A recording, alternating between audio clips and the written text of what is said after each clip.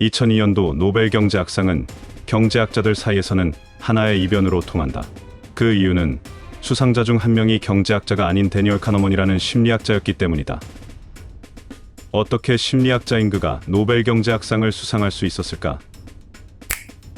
우리는 한 사람 한 사람이 모두 자신의 이름을 가지고 있다. 하지만 돈은 그냥 돈임에도 우리는 돈에 이름을 붙이곤 한다. 스스로 붙인 돈의 이름에 따라서 돈이 다르게 쓰이게 된다는 사실만 알아챈다면 누구든지 지금보다 훨씬 많은 돈을 쌓을 수 있게 된다. 연간 구독료가 12만 원인 잡지는 한 달에 1만 원이 되는 셈이다. 12만 원이 비싸다고 잡지를 보지 않기로 결정했다면 한 달에 1만 원이라고 할 경우에도 반드시 비싸다는 이유로 그 잡지를 보지 않아야 되는 것이 전통적인 경제학이었다. 하지만 카너먼 교수의 연구는 이러한 기대가 틀렸음을 분명히 보여주게 되었다. 시장 경제에서 가장 중요한 사실은 돈에는 이름이 없다는 점이다. 마트에서 물건을 살 때 10,000원을 썼다고 가정해보자.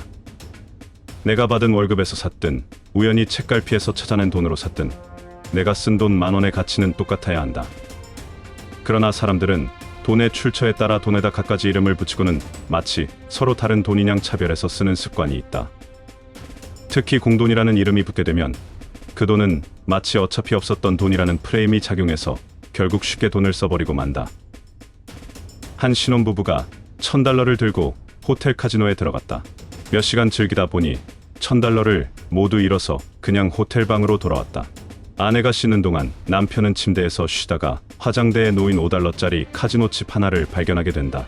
카지노에서 기념품으로 가지고 온 칩이었다. 그런데 그 칩 위에 17이라는 숫자가 마치 홀로그램처럼 비치는 것이 아닌가.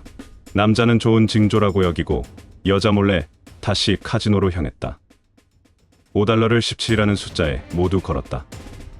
그런데 놀랍게도 정말 17이 당첨되었고 한순간에 $175를 벌게 된다. 재미가 생겨 또 그 돈을 몽땅 17에 걸어본다. 이렇게 계속 17에 거는 족족 당첨이 돼서 무려 $750만 되었다. 카지노 측에서 현재 현금이 부족하니 여기서 멈추라고 말한다. 하지만 남자는 행운을 더 시험해보고 싶다는 생각이 간절해진다. 그래서 택시를 타고 다른 더 큰 카지노로 향했다. 거기서도 17에 걸어본다. 룰렛공은 이번에도 17을 향했고 2억 6,200만 달러라는 엄청난 돈을 거머쥐게 된다. 남자는 멈추지 않고 마지막으로 한 번 더 시도해보기로 한다. 하지만 이번에는 운명의 장난처럼 18에 멈췄다. 엄청난 돈이 한꺼번에 날아가 버렸다. 그렇게 남자는 돈을 다 잃고 호텔로 돌아왔다. 여자가 남자를 보고 카지노 결과가 괜찮았냐고 묻자 남자는 이렇게 말한다. 응, 그냥저냥 괜찮았어. 겨우 $5밖에 잃지 않았거든. 남자는 맨 처음 가지고 있었던 $5 외의 돈은 그냥 공돈이라고 생각했던 것이다. 만약 힘들게 번 돈이었다면 결코 끝까지 도전하지 않았을 거면서 그렇게 큰 돈을 잃고도 $5만 잃었다고 허세를 부렸던 것이다. 진짜 사실은 2억 6,200만 달러를 잃은 것이지 결코 $5만 잃은 게 아니다. 휴먼 계좌에서 발견한 돈, 회사 보너스, 연말 정산으로 돌려받은 돈, 옷장 정리하다가 발견한 돈, 이런 돈들을 보면 횡재라도 한 듯 짜릿함을 느낀다. 하지만 그 기쁨은 결코 오래가지 못한다. 이들에게 공돈이라는 이름을 붙임으로써 돈은 순식간에 나에게서 사라지게 될 것이기 때문이다. 지혜로운 부자의 출발은 돈에다 어떠한 이름도 붙이지 않는 데서 시작된다. 특히 공돈 생겼다. 라는 식의 생각을 할 수 있게 하는 공돈이라는 이름은 피하는 것이 좋다. 사회심리학자 토머스 길로비치는 이렇게 조언한다. 만약 공돈이라고 생각하는 습관을 버리고 싶다면 공돈이 생기는 즉시 은행에다가 2주간만 저축해보라. 그렇게 하면 공돈은 2주 후에 예금이라는 이름이 붙게 되고 심리적 돈스탁이 이루어지게 될 것이다. 그러면 자연스럽게 습관을 바꾸려 노력하지 않아도 그 돈을 아끼게 되는 게 인간심이다. 커피 한 잔 안 드시면 이 채널을 보실 수 있다는 식의 광고가 많다. 커피 한 잔 값이 3,000원이라고 할 때 1년에 36,000원이 된다. 한 달에 3,000원만 아끼면 이라고 말하는 것과 1년에 36,000원을 아끼면 이라는 말은 결과적으로는 같은 뜻이지만 느낌은 전혀 다르다. 왜냐하면 3,000원은 푼돈이라는 생각이 들지만 36,000원은 푼돈이라는 생각을 잘 못하기 때문이다. 그래서 보험사들은 한술 더 떠서 하루 얼마면 건강 걱정 끝 이라는 광고를 잘한다. 하루로 쪼개버리면 더욱더 푼돈이 되기 때문이다.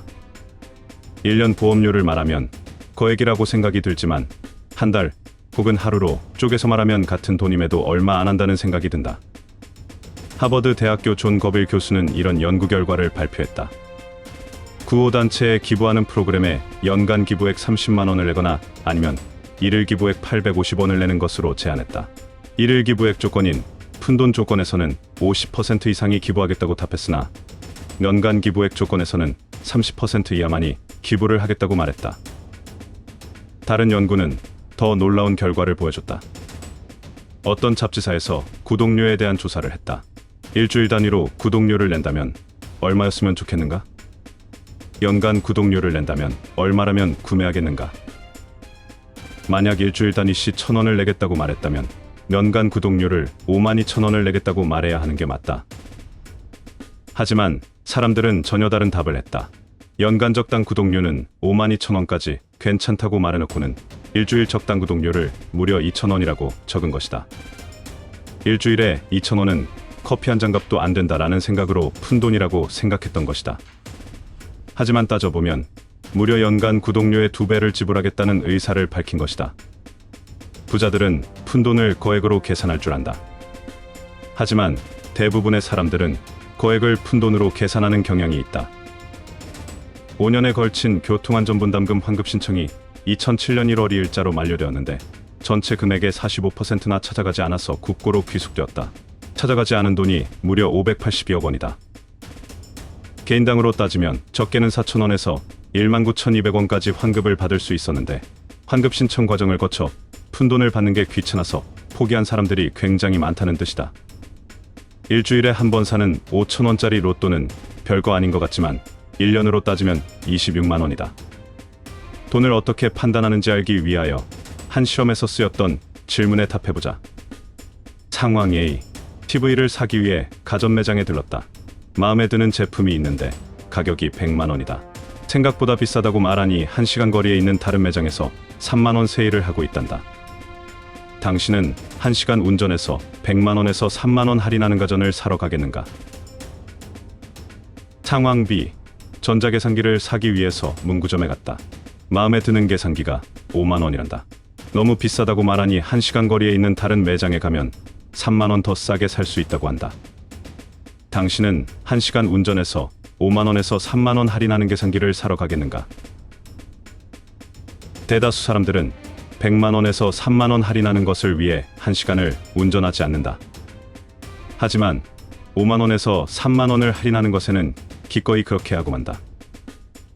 똑같은 3만 원인데도 100만 원에 비한 3만 원은 푼돈화 시켜버리고 5만 원에 비한 3만 원은 거액으로 이름을 지어버린다. 두 상황 모두 절약할 수 있는 돈이 3만 원으로 동일한데도 말이다. 부동산을 거래할 때 이런 경우가 허다하다. 몇 억씩 하는 아파트를 살 때 100만 원 단위, 1000만 원 단위까지도 쉽게 할인받거나 할인해준다. 하지만 그것을 내가 일해서 번 돈이라고 생각할 때는 생판 모르는 남한테 그런 거액을 그냥 주지는 못할 것이다. 나도 이전에 여러 번 겪었다. 말 한마디나 전화 한 통화에 몇백 몇천을 할인해주거나 할인받았다. 1분 만에 어떤 한 사람의 연봉에 맞먹는 금액을 모르는 사람에게 주거나 모르는 사람으로부터 받게 된 것이다. 콩나물 살 때 100원 깎는 것과 고가품 살 때 100원 깎는 것은 절약되는 금액이 동일한데도 대부분의 사람들은 자꾸 비교 대상이 되는 원금액에 고정화되어 큰 생각을 하지 못한다. 돈의 가치를 객관적인 금액, 절대적인 액수로 파악하기보다는 원래 가격이라고 붙은 이름에 현혹되어 돈을 상대적으로 평가해버리기 때문이다. 상대적 가치로 돈을 취급하면서 100만 원에서 3만 원 깎은 건 크게 흐뭇해하지 않고 5만 원에서 3만 원 깎은 건 내가 큰일을 해냈다고 생각한다. 진정으로 지혜로운 부자들은 돈의 가치를 상대평가하지 않는다. 돈의 절대 액수를 중요시하기 때문에 상대적 비교에 따른 푼돈과 공돈은 그들에게 존재하지 않는다. 그 이름 자체를 거부한다. 그래서 그들은 수백억을 가지고도 100원짜리 같은 작은 돈도 소중히 여기는 것이다. 오히려 부자가 되고 싶어하는 사람들 대부분이 시장에서 콩나물값 100원을 깎으려고 하면서도 10만 원짜리 물건 살 때 100원은 매우 하찮게 여겨 깎으려 들지 않는다. 혹시나 10만 원짜리 물건 파는 곳에서 먼저 100원을 할인해 주겠다고 말하면 거짓 취급을 한다며 오히려 화를 내거나 기분 나빠한다. 경고. 그렇다고 아무리 평생에 한 번 있을 것 같은 가족여행 비용을 거액으로 계산해서 못 내겠다고 하지 마라. 그럴 때는 평생에 한 번이라는 생각을 먼저 하고 그 거액을 푼돈화시켜야 한다. 당신은 돈의 가치를 어떻게 측정할 것인가? 진정한 부자가 되려면 돈의 가치를 절대평가하라. 돈은 상대평가 대상이 아니다.